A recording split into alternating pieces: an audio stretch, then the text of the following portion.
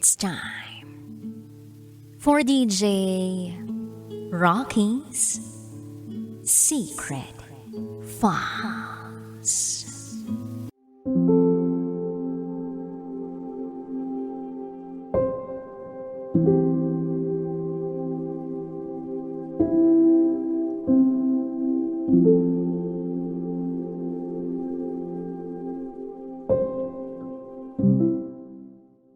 Mas pinili ko siya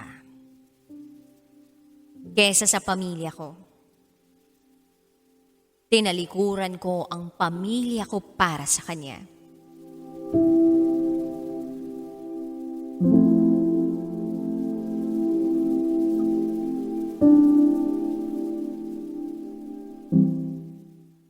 Hi DJ Rocky. Lagi akong nakikinig sa programa mo. At naisip ko, paano kaya kung ako naman ang magbahagi ng kwento ng buhay ko?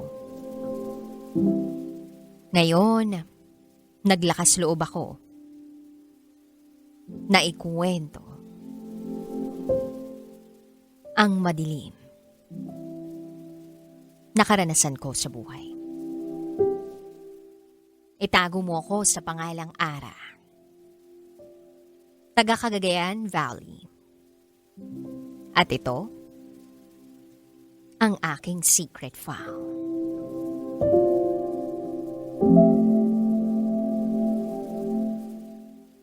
Year 2019. Nang magkaroon ako ng first boyfriend.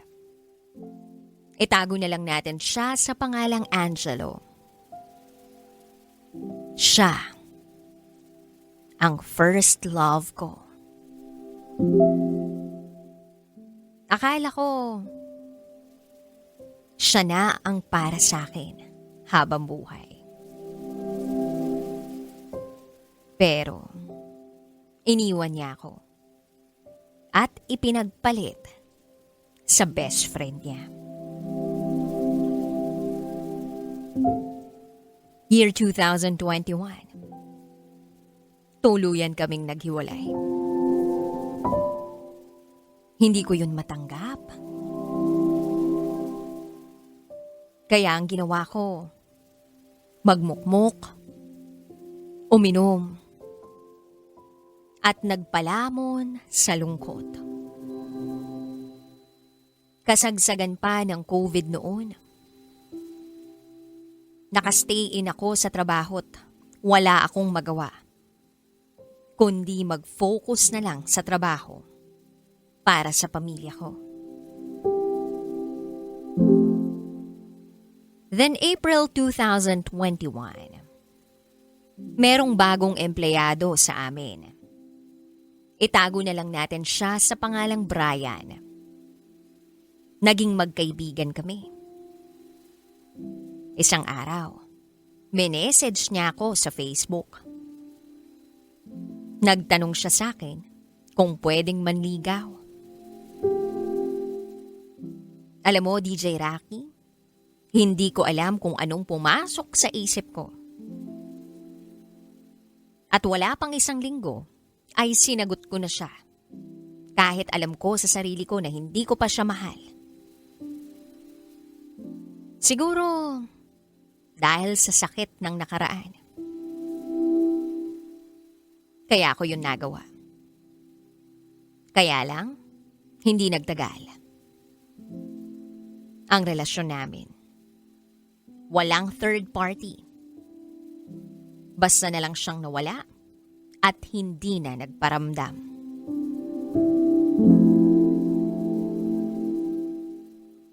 Ako naman, tuloy lang sa buhay. Total, wala naman akong malalim na feelings para kay Brian. Then August 2021, may isang taong bigla na lang nag-message sa akin sa Facebook. Nalaman kong matagal ko na pala siyang kaibigan sa Facebook. At katrabaho ko rin pala. Hindi ko lang siguro napapansin noon. Itago na lang natin siya sa pangalang Luis. Magka-unit pala kami. Nung nakastay in kami sa trabaho. Araw-araw, nag-uusap kami. Hanggang sa hindi ko namamalayan, ay nahuhulog na ang loob ko sa kanya. Cute siya. Malakas ang dating. Isang ngiti lang niya, parang natutunaw ang puso ko. Magaling siyang makipagkwentuhan. Magdala ng conversation. Kaya nga, unti-unti, nabihag niya ako. Nahibihag niya ang puso ko. At sa hindi malamang dahilan, mahal ko na siya. Hindi ko yun agad nasabi sa kanya. Minsan nagyaya ako ng inuman. Napansin kong lasing na siya. At nagulat ako sa sinabi niya sa akin.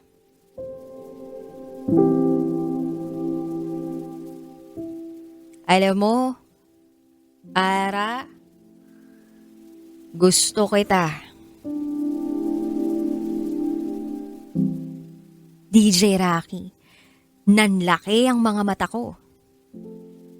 Nang sabihin sa akin ni Luis na gusto niya ako. At doon na rin ako umamin sa kanya na matagal ko na siyang gusto. In fact, mahal ko na siya. Sa sobrang saya ng pakiramdam ko, ay hinalikan ko siya. Gumanti naman siya ng halik sa akin. At simula noon, sabay na kaming kumakain.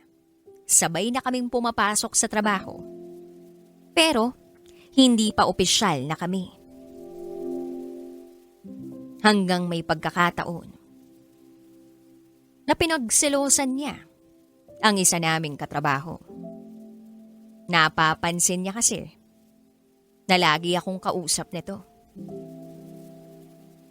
Nagdabog ba naman? Kinulit ko na lang siya. Ganon din naman ako sa kanya.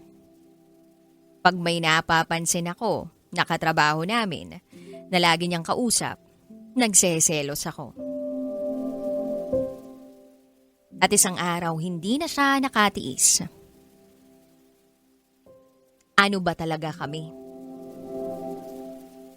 Yun ang tanong niya sa akin. Ano nga ba kami? Ano bang meron sa amin? Sabi ko,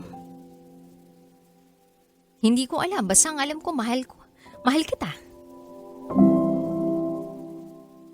September 21, 2021. Naging opisyal na kami.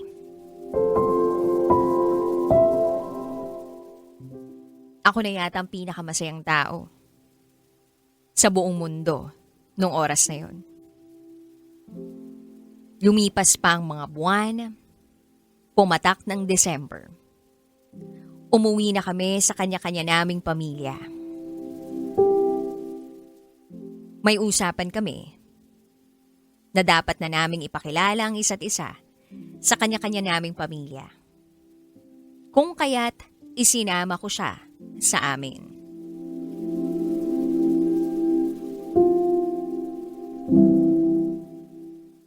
Pagpasok niya sa bahay namin, nanlaki ang mga mata ng kapamilya ko. Siguro, hindi nila expected na ibang tao ang ipapakilala ko. Damang-dama ko na hindi warm ang pagtanggap ng pamilya ko sa kanya.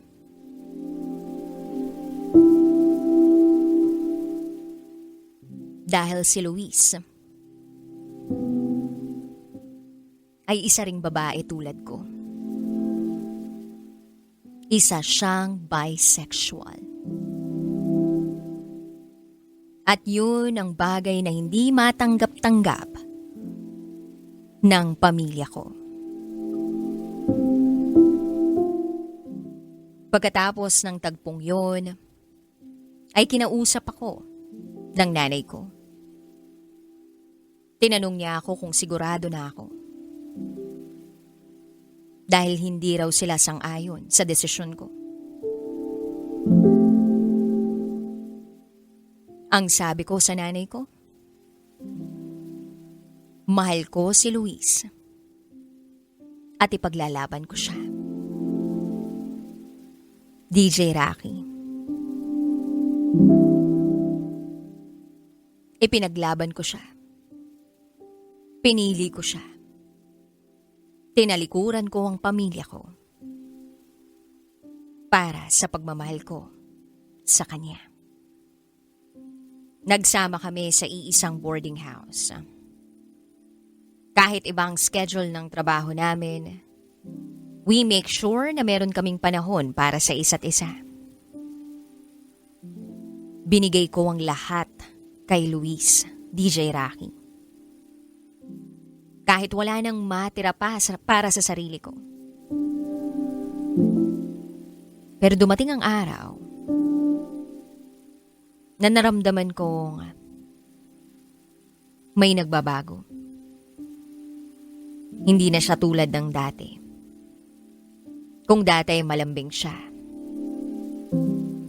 Ngayon, lagi na kami nag-aaway. Hanggang sa nalaman ko na may communication sila uli ng ex niya. Naging partner niya sa loob ng 4 na taon. Etong ex niya na ito ay isang tomboy. Masakit yun para sa akin. Pero nanatili pa rin ako dahil mahal ko siya.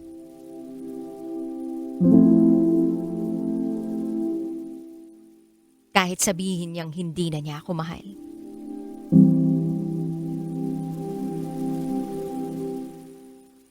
Then few months later, bigla na lang niya akong iniwan. Sobrang sakit.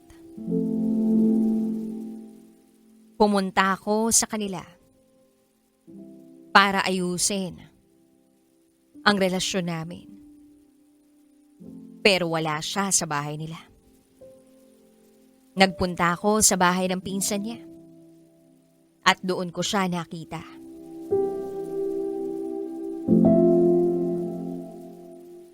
Magkatabi at magkayakap pa ng ex niya. Nang makita nila ako, hindi man lang sila nagulat. Ni hindi man lang nila nilayuan ang isa't isa. Na para bang hindi kami nagmahalan ni Luis. Sobrang bigat, DJ Rocky. Umalis ako agad sa bahay ng pinsan niya at napaiyak habang naglalakad. Hindi ko na nga alam kung saan ang direksyon ko. Anong tatahakin ko?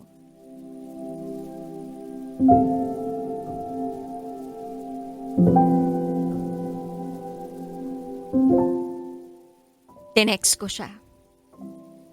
Sana maayos pa natin to.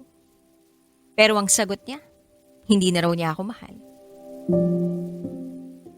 Dagdag niya pa, hindi raw nawala ang pagmamahal niya sa ex niya. At dun pakiramdam ko, ginamit lang niya ako. Ginawa niya akong rebound. Sa sobrang sakit ng nararamdaman ko, tinext ko siya Mali pala na pinili at pinaglaban kita. At ang sagot niya sa akin? Sorry. Pinaglaban mo nga ako. Pero isa rin yan sa dahilan kung bakit kita iniwan. Kasi hindi ako tanggap ng pamilya mo. Ang ex ko? Tanggap ako ng pamilya niya. Dan sabi ko, pero ipinaglaban kita. Magkaiba yun. Sana hindi na lang kita minahal. Sa ngayon, DJ Rocky, wala na kaming balita sa isa't isa. Masaya na ako. And by the way, may asawa na ako. At etong asawa ko ay isang taong marunong magmahal, rumespeto, at ipaglaban ako. Si Luis, balita ko, sila pa rin ang ex niya. At isa pang nabalitaan ko, may sakit daw siya ngayon. May right ovarian cyst daw siya.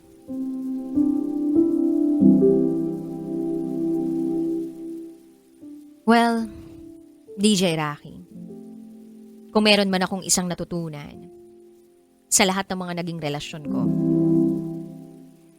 sana, sa pagbibigay natin ng pagmamahal sa ibang tao, sabay din nating bigyan ng pagmamahal ang sarili natin.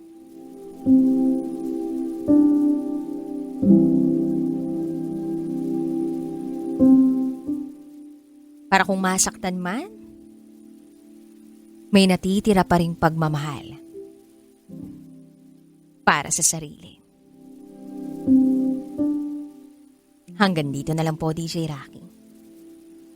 Muli, ako si Ara. At ito, ang aking secret file.